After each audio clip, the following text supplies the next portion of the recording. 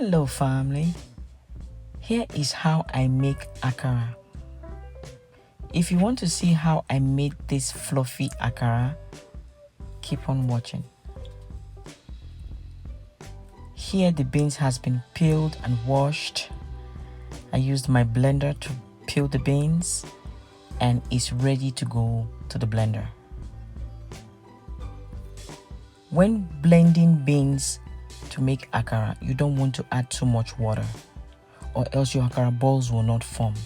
If your blender is the type that needs water to work, add 2 to 3 tablespoons or soak your beans for a couple hours after washing it before you blend so it's not so hard on your blender. This is how it looks like after blending. The next thing I'm going to do is I'm going to use my electric whisk to whisk it.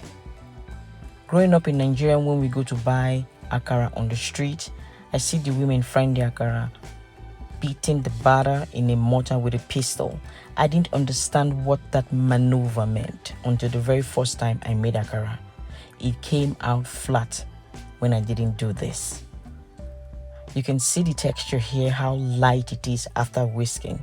The whisking, what it does, it brings air in. And that's what gives akara that fluffy texture. Now I'm just going to roughly blend some onions and habanero pepper. You can chop this and add to the batter, that's okay. The reason I'm blending here, roughly blending it here, my kids see those chunks of pepper and onions, they pick it out. So roughly blending it before I add is not as noticeable.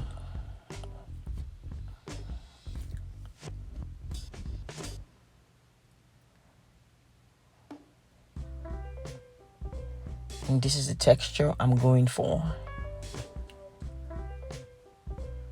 So I'm gonna set this aside, bring the batter in, and then add that onions and pepper blend and mix everything together.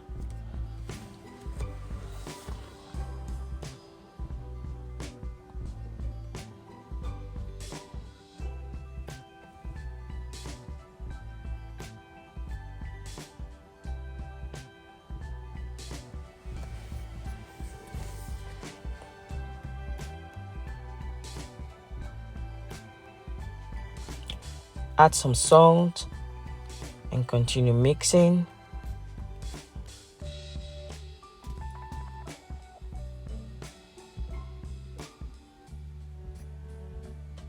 Here I'm adding some seasoning cubes that I diluted with 2 tablespoons of water.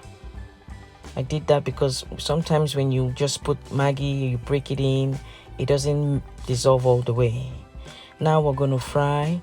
Your oil should be on medium heat. You don't want it too hot because it's going to be burning outside and inside is not cooked all the way. And you don't want it too low. It's just going to be sucking all the oil and it's going to be very soggy. So take a spoon of whatever size or shape that you want and scoop some of that batter, put it in the oil, fry till both sides are golden brown.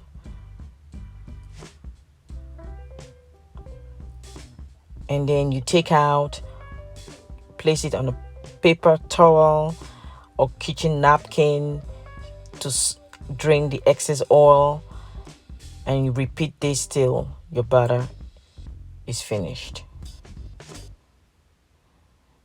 Here is how it looks on the inside. It is soft and fluffy. This is how I like my akara. You can eat akara with bread or custard. My kids like to eat it with bread. I like to eat it with custard. Enjoy and thanks for watching.